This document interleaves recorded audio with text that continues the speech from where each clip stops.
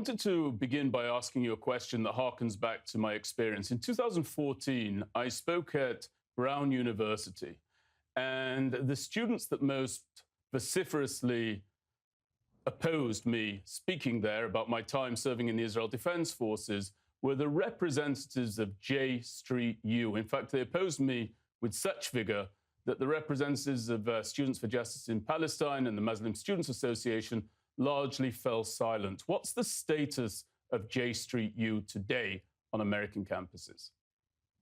So first of all, I'm very sorry to hear that. It is not the position of J Street in any way to boycott actually anyone. We are supportive of people speaking from the right and from the left. It is a battle on college campuses, of course, to ensure that that's actually the case, and sometimes students are a little bit more opinionated in their views than the organization as a whole. We regularly do college campus events, bringing around IDF veterans and particular commanders of Israel's security, people who have run the Shin Bet or the Mossad or been high-ranking IDF officers, to make the case to people that it is in Israel's best interests to find a way to resolve the underlying conflict with the Palestinian people. And as you know, that's a position held by a wide range of the former high-ranking officials of the IDF. So we bring folks to college campuses all the time. And I think J Street at this point, both on campus and off, represents a real middle ground in the debates about Israel in the American Jewish community. Somewhere between... I think, Jeremy, that firstly, there are those who argue one side of the debate with regard to the best way of securing Israel's future at the senior ranks of the IDF, former IDF officers, of course, and there are those who argue in precisely the opposite direction. So we don't want to say that this is a monolithic grouping, former security experts here in Israel.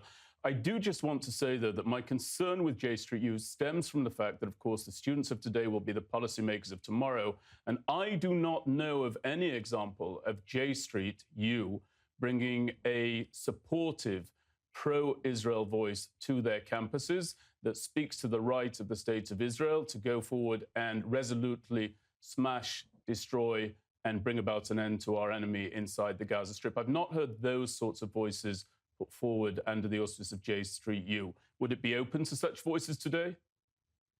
Right. I mean, you won't hear us formally sponsoring that. Because that's not J Street's position. J Street feels that the way to defeat an enemy like Hamas, which is rooted in an ideology, is not through military means. There's not a military solution to the problem that Hamas poses to Israel's security. You have to have a strong IDF and a strong security apparatus for sure, but you also need to provide the people of Gaza an alternative, hope, the route towards independence, the route towards freedom.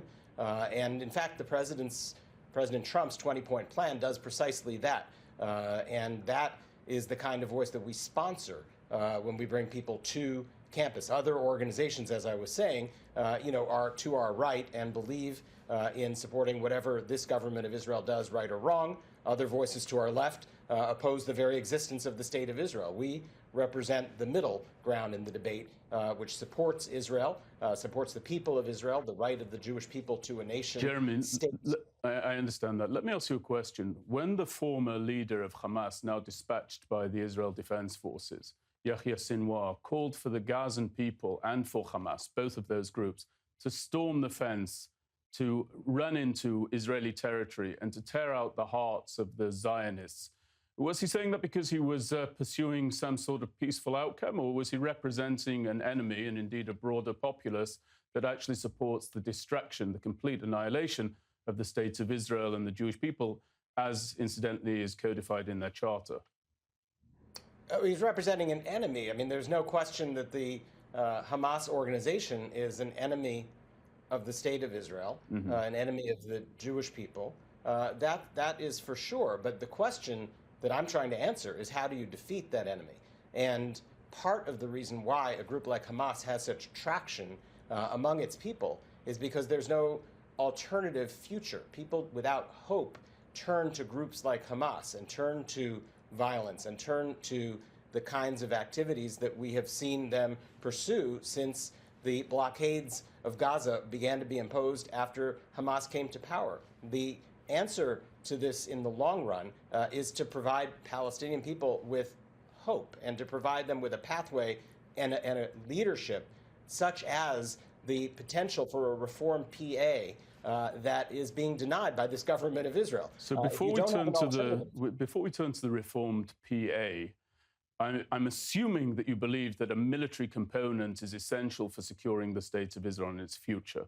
And if that assumption is correct, and feel free to tell me if I'm not correct there, I'm wondering why you were so enthusiastic about the Ceasefire Compliance Act in 2026, which was introduced, and supporting it, you said, and I'm quoting here, that the act puts into law the common sense principle that American weapons cannot be used by the Israeli government in Gaza and the West Bank, Judea and Samaria, in ways that fundamentally violate American values and directly contravene US interests.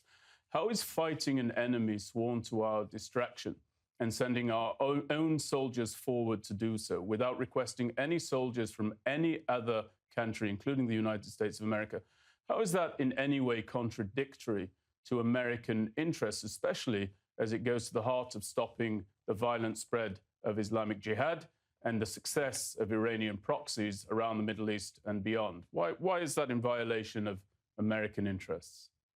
Well, let's be very, very precise. What the Ceasefire Compliance Act is saying is when the United States provides arms to Israel, those arms have to be used in compliance with American law, and they have to be used in the spirit of American values and our interests. And when American arms are being given to settler terrorist groups on the West Bank, and those settler terrorist groups are creating violence and are destroying villages and displacing Palestinians and creating more violence, that is not in American interest, and that is where we say... Forgive me, Jeremy, that's not what we're... I realize that you're trying to shift this towards a challenge, a law enforcement challenge. But you asked about the Ceasefire Compliance Act, and that is part of the Ceasefire Compliance Act. So I'm just making sure that your viewers understand that. Thank you for drawing our attention to that, but I feel that you're trying to shift away from the nub of my question. I'm not talking about a law enforcement issue that I can assure you will be resolved by the Israeli government. And I don't think that what's going on in Judea and Samaria amounts to anything like the challenge that you're saying that it does by any stretch of the imagination. I'm talking about what goes on inside Gaza, which is included in this. And I say it again, given that Israel sends its own soldiers forward and pays the sacrifice by way of putting its own soldiers in harm's way, how is ensuring the security of the state of Israel in the face of an enemy sworn to our destruction in any way a contravention of American standards and values? If the IDF and if this government of Israel uses the weapons in compliance with our laws, then there won't be any impact from the Ceasefire Compliance Act. Do you have a reason to suspect that the IDF, which I think is the most moral military in the world today, is using the weapons? You've just used the phrase if. Do you have any reason to suspect that the IDF is using American weaponry in a manner that contravenes American values? Yes, and I've written about that directly. The way in which the war was conducted after the beginning of the war. J Street, by the way, supported Israel's right to defend itself on October 7th and supported its right to go after Hamas as a result of the horrific attacks that took place. There's no question that any nation in the world would have responded and would have taken action to protect its citizens and go after those who perpetrated the crimes. The question became, what was the next 2 years about? When did it cross a line? When did dropping 2,000 bombs on civilian high-rises, killing hundreds of people, become an acceptable use of American weapons? And I think that the line was crossed at a certain point, probably several months into the operation. We began to say, and I know that a number of, again... Jeremy, I'm sorry, because I understand what you're saying. You're saying that the war went on for too long. Several months into the... It was the way it was conducted. Okay, you take issue with the way it was conducted. I understand. I disagree, but I understand you. But the notion that the war started to drag on for too long months into the campaign is completely nonsensical, in my opinion. Our hostages were still there. They've only recently come home. many of them bereft of the gift of life, incidentally. And Hamas has still not been dismantled and relegated to never presenting a threat to Israel or the Jewish people again. So the goals of the war aims remained. You're not suggesting that it ought to be wrapped up because it makes for uncomfortable viewing somewhere in the United States of America, are you? Just because it went on for a little bit too long. Well, I think you're being very dismissive. I think that the idea that it's quote unquote uncomfortable viewing, you know, there's a sense of Jewish morality here that you don't do to other people what you don't want done to yourself.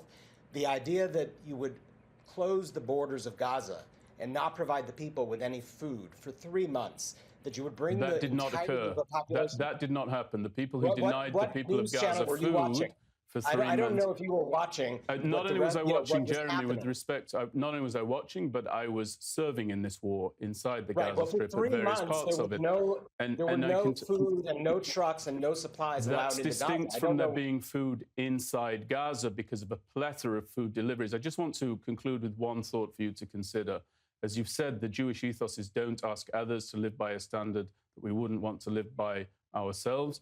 Perhaps from the United States, you might be a little bit more circumspect before asking Israel to make concessions to a genocidal terrorist organization such as Hamas that is calling for our destruction while we live just a kilometer away from that hotbed. I would ask you to consider that, and I thank you very, very much indeed. I think you're presenting a false choice to your viewers, and I appreciate the chance, as you said, to have a little bit more time to express the actual alternative opinion. I would welcome you back if you'll come back in the future. Thank you very much, Jeremy Ben-Ami.